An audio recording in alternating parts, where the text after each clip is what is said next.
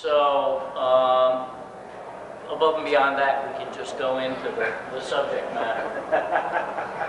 What I'm going to talk about today is primarily how to enjoy your pipe smoking a bit more. And some of this stuff is obvious, some of it isn't. And some of it, there may be a number of people who disagree with me, but that's part of the fun of the hobby anyway. So, one of the things, this is especially more important for the newer pipe smoker and for the pipe smoker who's been smoking basically the same blends, the same kinds of pipes for their entire life. You know, the 30 years with the same blend, that sort of thing. Trying different blends is going to broaden your horizons, but it does more than that too. If you notice when I'm hanging out at the tables, like down in the pub after the show is over, or you know, when I'm walking around at any of the shows later on in the day, you're just as likely to see me with a cigar as you are with a pipe. There's a reason for that. It's not that I like cigars better than a pipe, or even that I like them equally. But if I smoke tobaccos, pipe tobaccos, recreationally all the time, I lose some of my palate for pipe tobacco. By smoking something that tastes entirely different than the pipe tobaccos I work with all the time, it keeps my palate fresh. It makes it easier for me to taste the differences from one blend to another. That's another good reason for you breaking up your pattern. If you're new to it, don't look for the Holy Grail. Don't look for that one blend that you're going to be able to smoke day in, day out. Vary it, because what happens when you find the Holy Grail is that a couple of years, 3 years, 5 years into it, all of a sudden, you're saying that the company changed the blend. And they probably didn't. But what's happened is that your palate has gotten so used to those flavors that you can't get the same flavor from it anymore. And so by varying the tobaccos that you smoke, broadening your horizons, you're most likely going to be able to keep your palate fresh. You're going to be able to taste the nuances and the little differences in the tobaccos. And if you've been smoking the same blend for 30 or 40 years, switching up every once in a while is just fun. So if you want to enjoy things a bit more from that viewpoint, just try some different blends. Also, you can adjust your blends. I know a number of people who like a certain blend, and they say, you know, this is the closest that I found to what I like, but I just wish that it were sweeter, it were spicier, it were smokier. Well then, make it happen.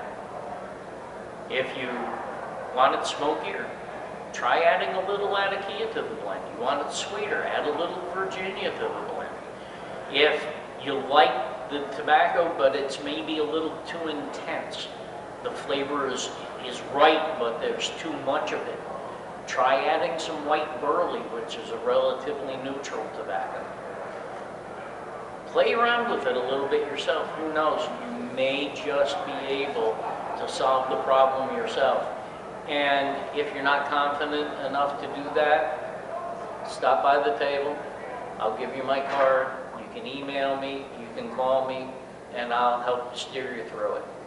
So, but adjusting your own blend might be the best move overall, because with all the infinite combinations that we can come up with,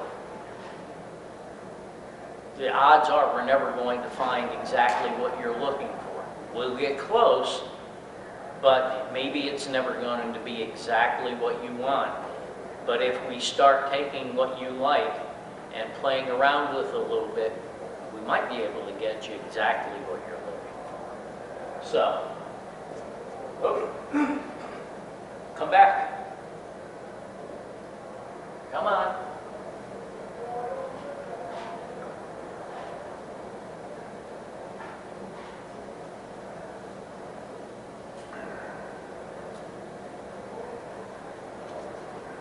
There we go.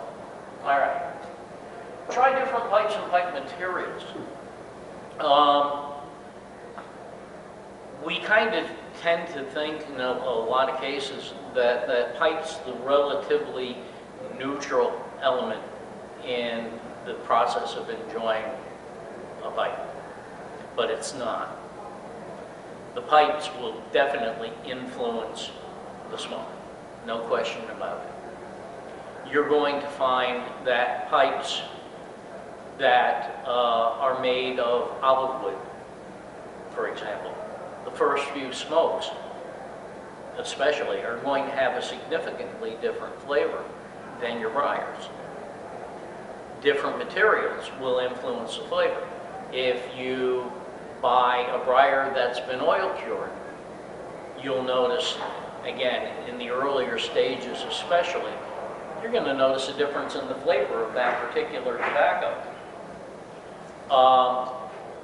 So that'll have an impact.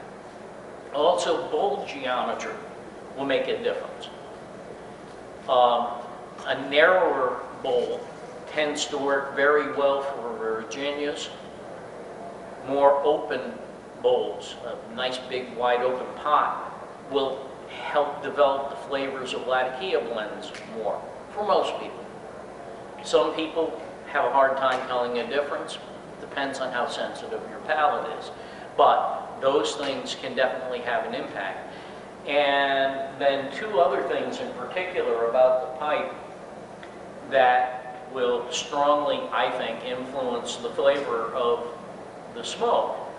Number one is the draft hole. The more open the draft hole, I find this, the pipe tends to smoke cooler, and the cooler the pipe smokes, generally the more flavor you're going to get from the tobacco. But also, those of you who've been around the shows for a while now certainly have learned about reverse calabashes or dual chamber pipes, or whatever you want to call them. They're a pipe where you have the tobacco chamber, and then behind it there's a secondary chamber. So the smoke goes into that chamber, collects and swirls, and then moves on in so you can taste it. Well, the two biggest things that people promote with the reverse calabash is that they tend to smoke cool and dry, and they will. There's something called the Venturi principle, and when in most cases it turns out to be a real problem for pipes. For example, a pipe is meant to take a filter. You don't use a filter. So what happens is the smoke comes in, hits the area where the filter is, the smoke swirls around, and then it will dump the moisture where the filter was supposed to be. And the filter is about halfway down between the bowl and the button. So if enough accumulates, all you have to do is give one good puff, and you've got a mouthful of really nasty tasting stuff. Well, with the reverse calabash, they're actually counting on the Venturi effect. But that secondary chamber is big enough to allow the moisture to accumulate safely without running into the mouthpiece. So it does tend to smoke cooler, does tend to smoke drier, but there's one thing that is also true, and I can't explain why, but I know it's true from having smoked a number of tobaccos in reverse calabashes, and that is that the flavors explode, especially Virginia tobaccos in a reverse calabash. It's amazing how much more intense the flavor is.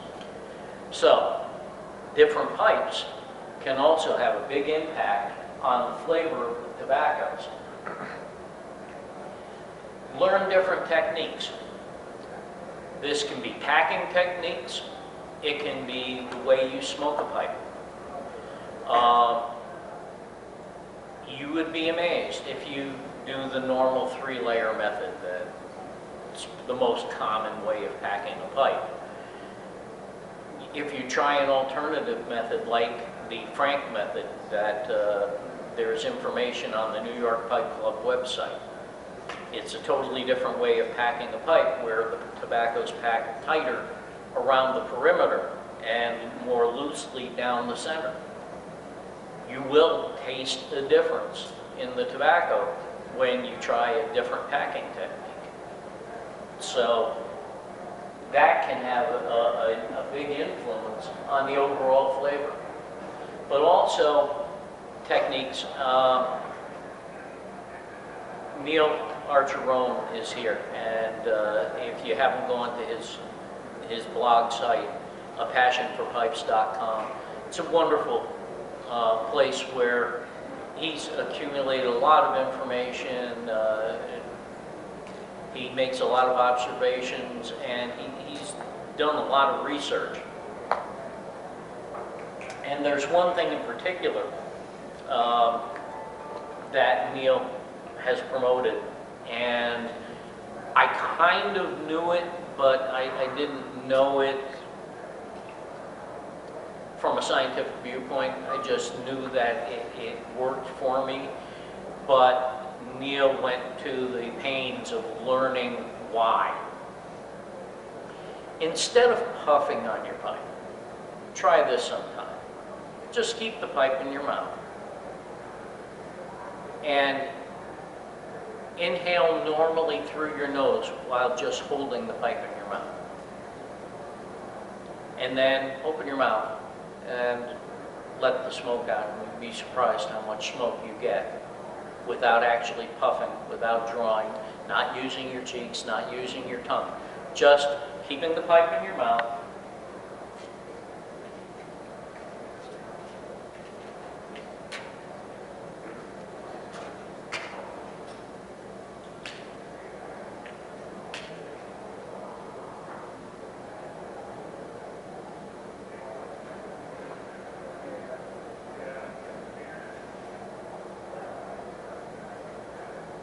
And inhaling through your nose, just breathing normally through your nose. Because what happens is you create negative pressure. When the air runs down your airway, it creates a negative pressure in your mouth, draws smoke into your mouth very gently, keeps the combustion temperature of the pipe lower, develops more flavor.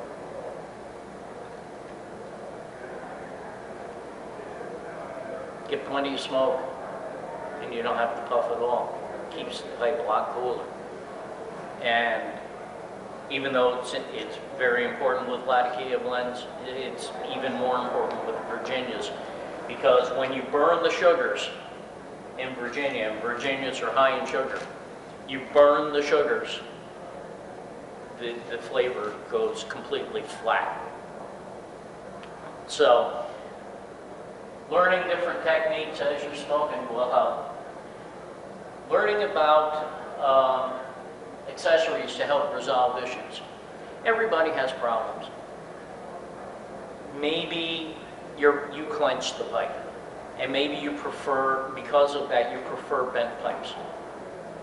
Well, if you clench a pipe and you're smoking bent pipes, odds are you're going to have a problem with accumulation of moisture, Because if you're not taking the pipe out of your mouth, some saliva winds up getting into the pipe, running down. And those people are customers that I particularly love because I'm going to be selling you a hell of a lot of pipe cleaners. You're going to have to run 2, 3, 4 pipe cleaners down your pipe while you're smoking just so you don't get the gurgle. Well, there's a little something you can do that can help, just as one example of how accessories can help you resolve some issues. Eric Nording produces something called Keystones. It's nothing more than little nuggets of terracotta clay. Denacare, which is a German line of accessories, makes little silica beads.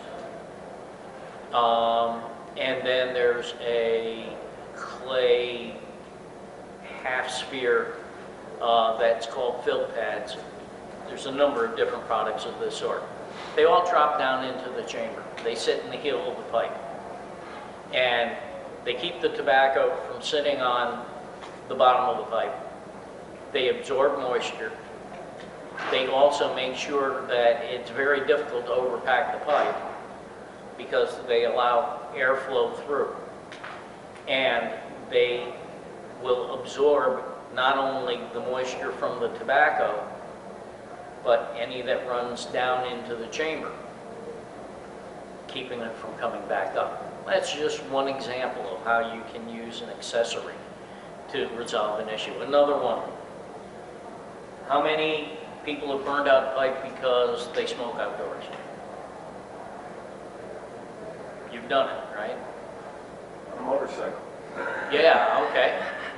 A $5 wind cap can save you a $100 pipe. And beside that, they also, keep that pile of leaves from your backyard from bursting into flame and setting the house on fire too. So things like wind caps can be very helpful. So, grab the catalog or go into your local B&M or go online and go through the pipe accessory area. You might be surprised that you're going to find some things that will really help make the hobby a little bit better. Nope. There we go. Come on. All right. So, use the coolest method for lighting. Now, what is the coolest method for lighting? Anybody have any idea? What's that? Basically, it would be wooden matches, wooden spills, anything along that line. The burning temperature of those items is low. So yeah, anything, a wax vest, anything along that line. They'll all work better. They're cooler. Now, why is that important? Well, it's pretty obvious. If the source of the flame is cooler, the initial combustion is cooler, and as we said before, the cooler the temperature, the more flavor you're going to get from the tobacco, and the less you're going to distort the flavors of the tobacco. So, that's great, but matches and spills and things like that a lot of times aren't practical. If you have anything much more than a calm bit of air movement, you're going to have a tough time lighting a pipe with matches. So, what's the next coolest method? And that would be a liquid fuel lighter. But a lot of people don't like liquid fuel lighters because they say that they can taste the fuel. The newer fuels are better than the old ones, though. The new ones are based on paraffin rather than naphtha. So they definitely have less taste. But some people still say it distorts the flavor, and that's fine. So then the next coolest method is going to be a soft flame butane lighter. What's a soft flame butane lighter? It's anyone where the flame is yellow or orange. And it may be blue right down toward the jet, but the main part of it is yellow or orange. So that's cooler. What's not cool? It's not cool to light your pipe with a torch. Okay? Don't do it. Unfortunately, we have a policy, you know, that we will definitely work with you. If you happen to have a pipe burn out, we'll work with the manufacturer, try to get you a replacement. But I'll guarantee you this, I'm going to think twice about whether we should replace the pipe if the burnout is right here or here. Because what it means is if it's here, you're a right-hander who used the torch lighter and that 1700 degree flame kept beating the backside of the lighter, or of the chamber, and started the burnout. And if it happens over here, it just means you're left-handed. So don't use torch lighters. If you're in higher wind conditions and you need to light, whether you like the taste or not, use a Zippo. It's a far better method than to use a lighter that can destroy your pipe. And I may send it back to the manufacturer if you send me one, but the odds are pretty good that they're going to call me or write me back and they're going to say, we're not replacing it, they used a torch. So, try different packing methods. You know, let's go back. Try different packing methods, and this is to cool things down. If you have a tendency to overpack the pipe, if you pack it too tightly, which means that you have to puff harder, you have to puff more frequently or faster to keep the pipe going. Odds are you're probably using the traditional 3-layer method and you're just using too much pressure early on and there's not enough airflow. Again, you may want to try something like the Frank method. You may want to try packing the pipe in such a way that you create a little air pocket in the very bottom of the chamber. Those things will all help because when you get to the optimal burning temperature, you're going to get the most flavor out of the tobacco. And you're also going to find that the tobacco lasts you that much longer. So you may want to vary the packing method. And learning how to sip, that method that I mentioned that Neil promotes with the negative pressure, that will certainly help you control and keep the burning temperature down. But at the very least, keep your puffs lighter. You don't have to puff hard. You don't need big clouds of smoke to get flavor. The interesting part about it is that the tobacco that suffers the most from the higher temperature will be the Virginia-based tobaccos, and they also happen to produce the thinnest smoke. So they're the ones that you're most likely to try to smoke too hard because you don't feel you're getting enough smoke. Well, the reason is that Virginia tobaccos are high in sugar, but they're low in oil. The lower the oil, the less smoke you're going to get, and the less viscous that smoke is. It's not going to linger in your palate. But Burley's very high in oil, and so they have that very thick, creamy smoke. And that tends to stay on your palate. The same idea as cigars. Cigars have more oils than a Virginia tobacco. So don't fight the Virginia tobaccos. You're not supposed to get huge plumes of smoke with the Virginias. You're supposed to get that tingle of sweetness, and that's really what you're looking for, but you don't need a smoky room. You can get that very easily with Latakia blends, you can get it with Burley blends, but don't expect those big volumes of smoke from Virginia blends. And as long as you look at it just from getting the most flavor out of it as possible, rather than the greatest amount of smoke, you should be fine. And the breathing technique, again, that's that whole negative pressure idea. It's amazing. If you try it, you know, maybe right now you're kind of half thinking about it and you might try it and, yeah, okay, I guess I get it. Just sit down with bowl tobacco and really concentrate on trying to do that, to smoke the entire bowl that way.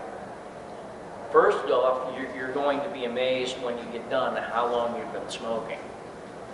And the second thing is, you're going to be amazed at the fact that the pipe has been cool in your hand the entire time. So, give that a shot. Covering the chamber. That's an old tried and true method. We all get to a point where the pipe is threatening to go out. And so we try to keep it going.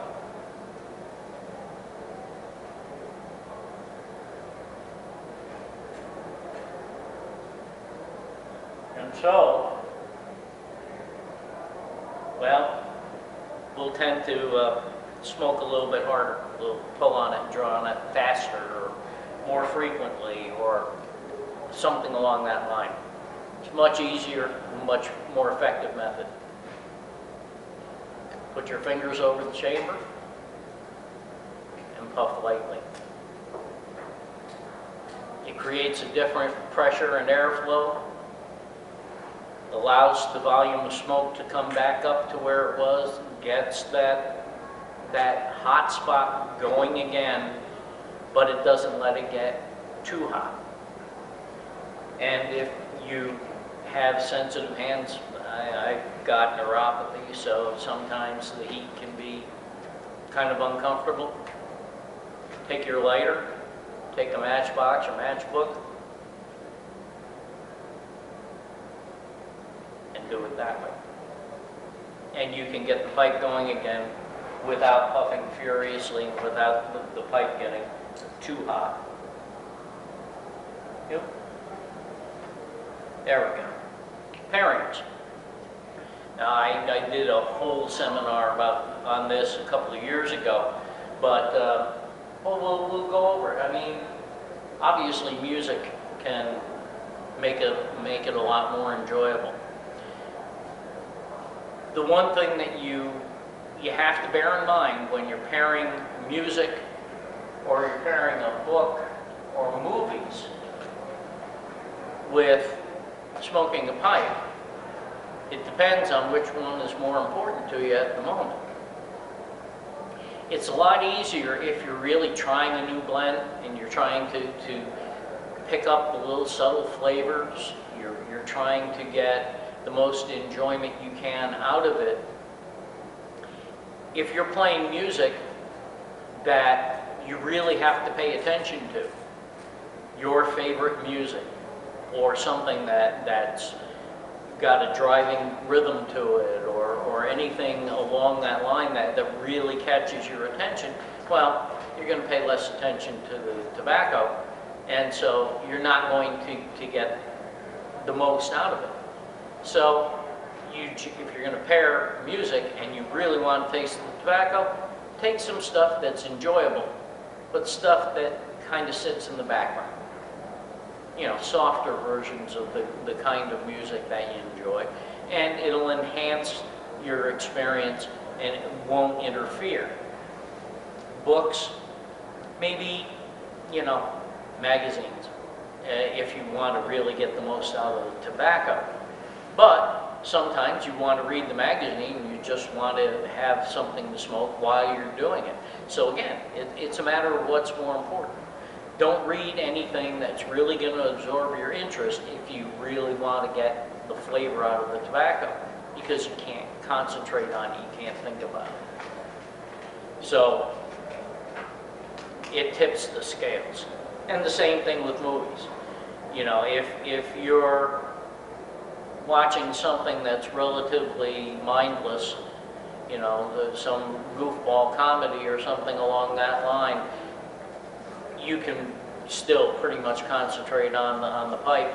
But if it's a really intense, action-oriented film and too much noise going on, it overloads your senses. You can't taste the tobacco quite as much. Now, when it comes to beverages, that whole seminar concentrated on pairing beverages to tobaccos. So let me give you the whole thing in a nutshell.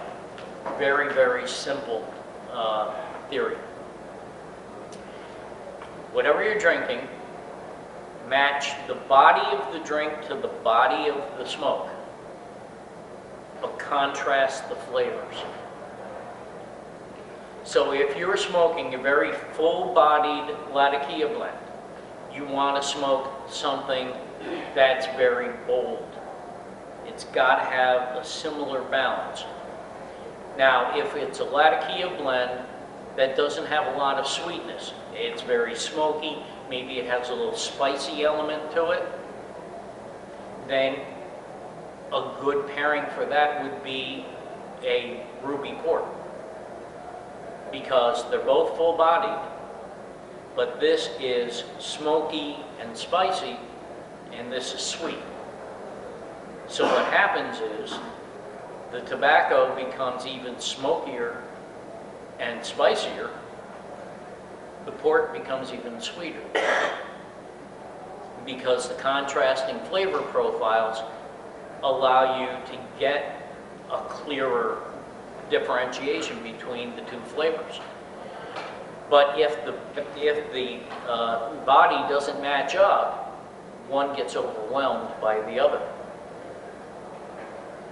And so when you're pairing beverages and tobaccos, look for the body, match them. It doesn't matter, it doesn't have to be alcohol.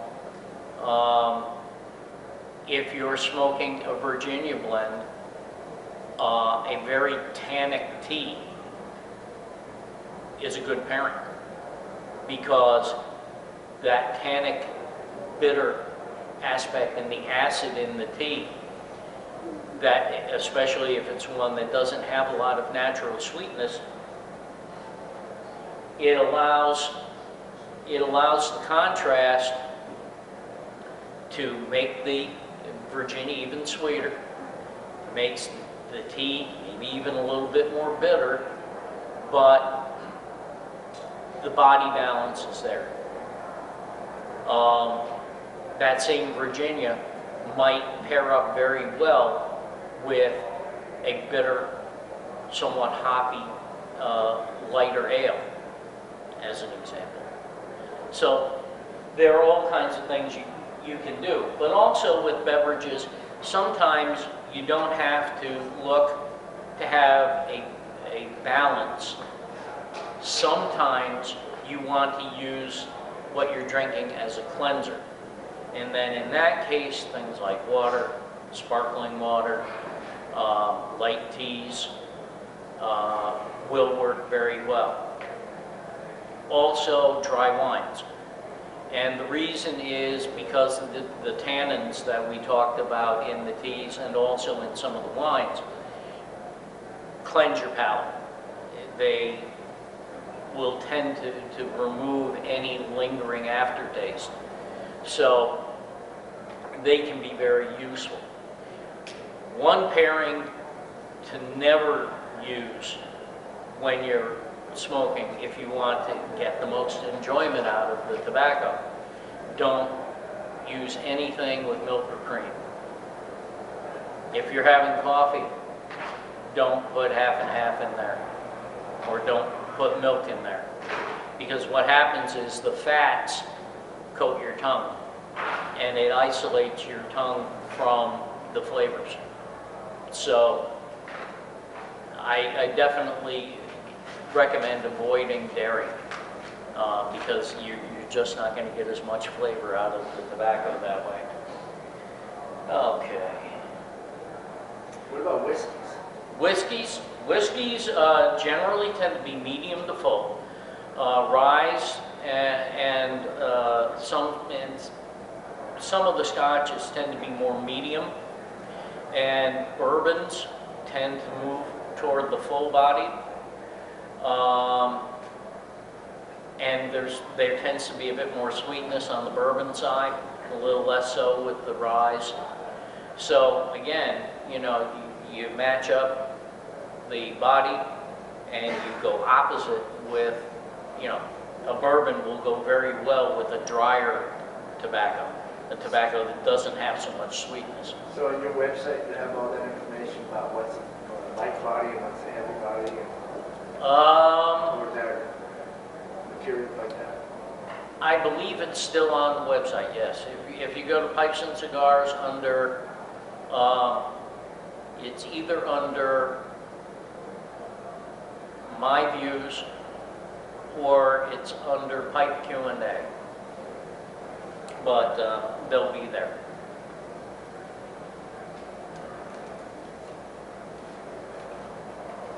And then aesthetics, to get most out of the enjoyment. First off is displaying your pipes. There are a lot of ways to display pipes that are interesting. There are a lot of nice pipe racks out there, but there are also any number of interesting and unique ways of displaying pipes. Recently, we've got some, or had some. I don't know if they're still on there, but we had some racks, and Neil Yarm makes a number of them that uses a combination of rare earth magnets and ball bearings. You drop a ball bearing into the chamber and then stand it on top of the wood that has the magnet behind it, and it holds the pipe up without having any depression in the wood at all, nothing to grab and hold the stem. It just, the magnet holds it in great shape, and it's pretty neat. So there are a number of unique ways of doing it. But one of the best ways is similar to what a lot of brick and mortar stores have done, and that is you walk in and they have a board with the pipes clipped to the board. The problem is that it used to be very easy to get the clips. Stanwell, we still have some.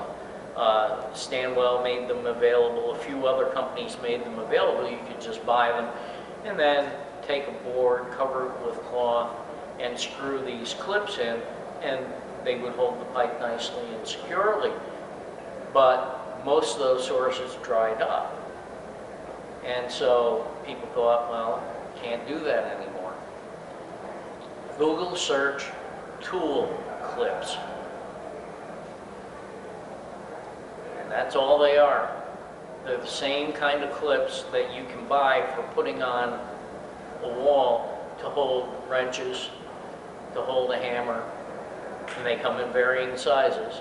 And you get the ones that will handle the size of a pipe shank, and they have them in plastic, and they have them in plastic coated metal, and either one will work, and you can just screw them onto a board in whatever pattern you want. You can use whatever kind of cloth background you want, and you can display all your pipes very nicely and not take up any tabletop space doing that too.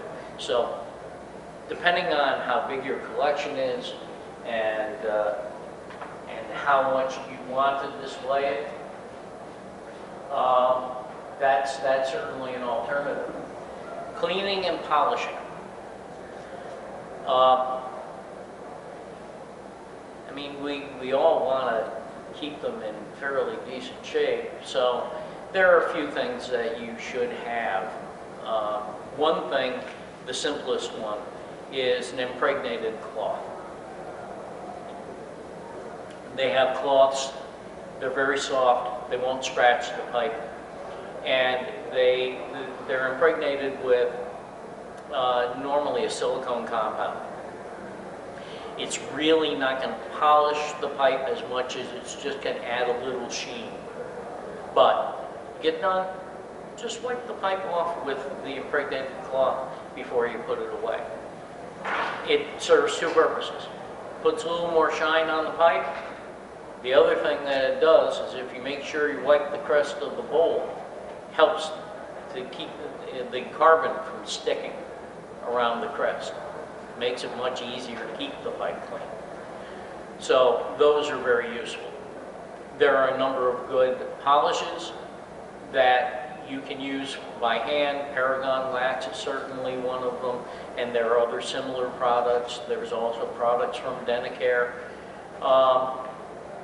But they can only do so much, and some of these products you will have less success with rusticated and sandblasted pipes because it gets into the indentations and kind of builds up, and it doesn't look good after a while. So myself, what I use for sandblast and rustication is I use olive oil on an old soft toothbrush. I just give them a light scrub.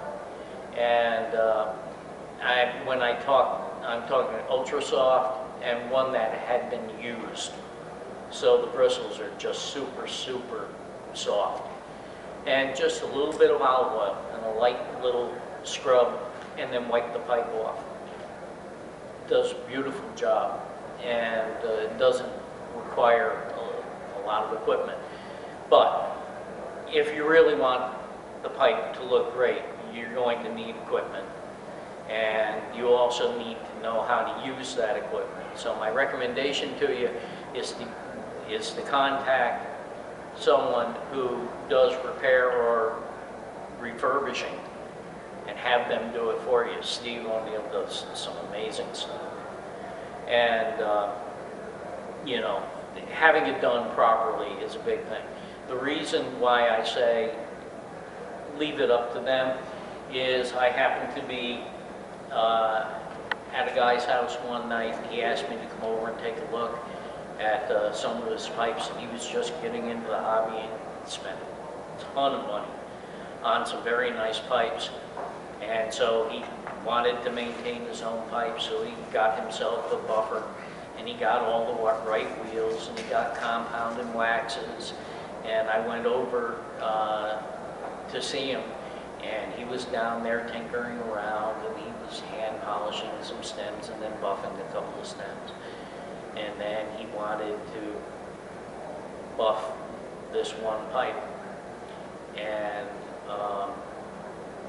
turned on the wheel, started buffing, and didn't realize that he had the buffer set at the full 3,500 RPM, not the 1,750. And he grabbed the pipe out of his hand and threw it across the room, just missed me, and went right through a window. Yeah, with the glass. So, if you have any questions about your ability to properly use a buffer and to get the technique down, leave it to a professional. Most of them don't charge a huge amount of money. Let them do it. You'll be happier in the long run. But if you do wipe it down with an impregnated cloth, or use some of the hand polishes for stems, you won't need to do it that often. It'll help extend the time. Also, using a protectant, there's obsidian oil, which is great for vulcanite stems to keep the UV rays from starting the oxidation. It helps. But you can also just use olive oil again, or you can use a chapstick. to keep the light from triggering the oxidation cycle quite as frequently. Of course, you can also buy them with lucite stems, and then you don't have to worry about it. But those are all little things you can do. And so by doing a little routine maintenance, you can keep the heavy-duty maintenance further down the road, but again, not such a bad idea. And then as far as seeking further information, join a pipe club. If there's anyone that you can get to on a regular basis, you're going to be sitting down with people who've had a lot of years of experience, and I have yet to run across a pipe club where the more seasoned veterans have any problem taking some of the newer pipe smokers under their wing and teaching them and helping them to do everything. Pick out tobaccos, how to buy a pipe properly, especially dealing with estate pipes and things like that. They're a wealth of information, and they really do it freely. So if there's a pipe club anywhere around you, by all means, follow it up. And if you're not sure, go to the site unitedpipeclubs.org. That's the website of United Pipe Clubs of America, and they have a listing of all their member clubs. So you may not even realize that you might be 10 miles away from an established pipe club and you never knew it existed. And then check the forums. Pipes Magazine. On Facebook, there are a number of pipes-oriented groups. There's puff.com, there's Pipe Smokers Forums, there's Smokers Forums. There are so many, and all you have to do is do a Google search on pipe smoking forums, and you'll get a whole listing of different places you can go. There's a lot of exchange of ideas, there's a lot of horrible information, and a lot of very good information. And over time, you'll get to recognize who you can trust and who you can't trust among the people who post. Generally, the more adamant the person is about their point, the less sure they are of the validity of that point. But that's the way it is in life too. So it's a good way, if you don't have a pipe club around you, to get a good exchange of information and then maybe to pick up some help that'll make, again, the whole concept of smoking a pipe more enjoyable. And that's that. So, and if anybody's got any questions, fire them out. I'll do the best I can. Have you ever used the method of putting sea salt and alcohol in the bowl? Oh yeah. If a pipe gets sour, that is certainly one method that can help. The one point that a lot of people don't make about that is I would ream the cake back, not all the way to the wood, but I would ream the cake back so it is no thicker than a dime before doing that. Also, by reaming a little bit, kind of opens up the pores of the carbon, so it becomes more effective. And so what you want to do is store the pipe so that the chamber is straight up and down.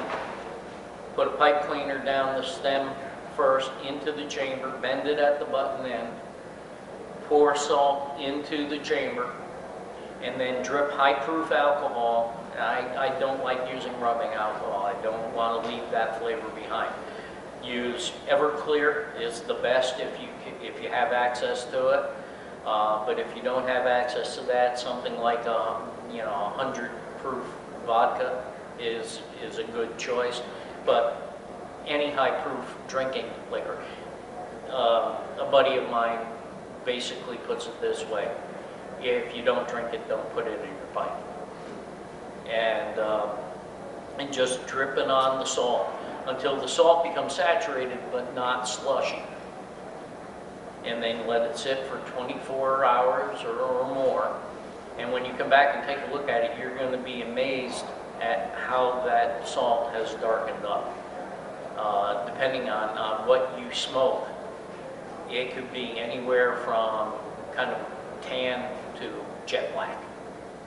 And it'll just pull all of those nasty resins out of the carbon cake, and it'll smoke a lot sweeter when you're done. Just make sure you get all the salt out.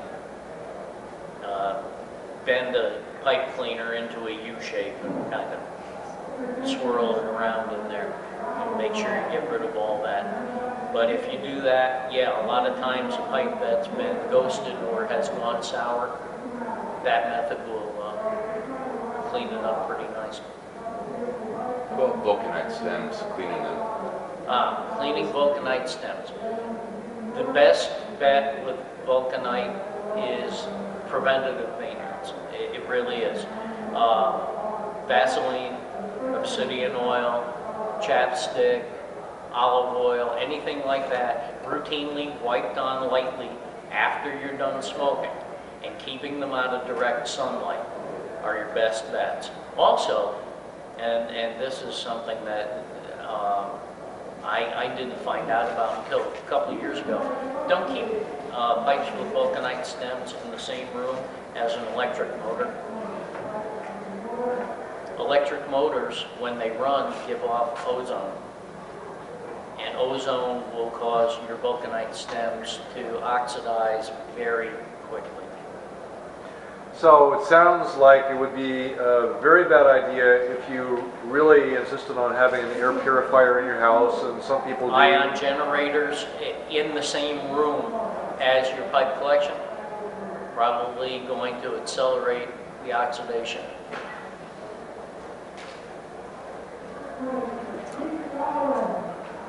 Well, thank you. Have a great one. And I just wanted to thank you, Russ, for allowing us to do the videoing, and we'll look forward to doing this again. And this is probably the best education we can have, and getting it up online is going to be bonus. So thank you very much for letting us do that. Not at all. Thank you.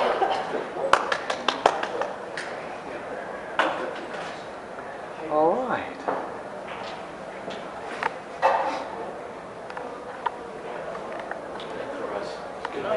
Same here. Thank you very much.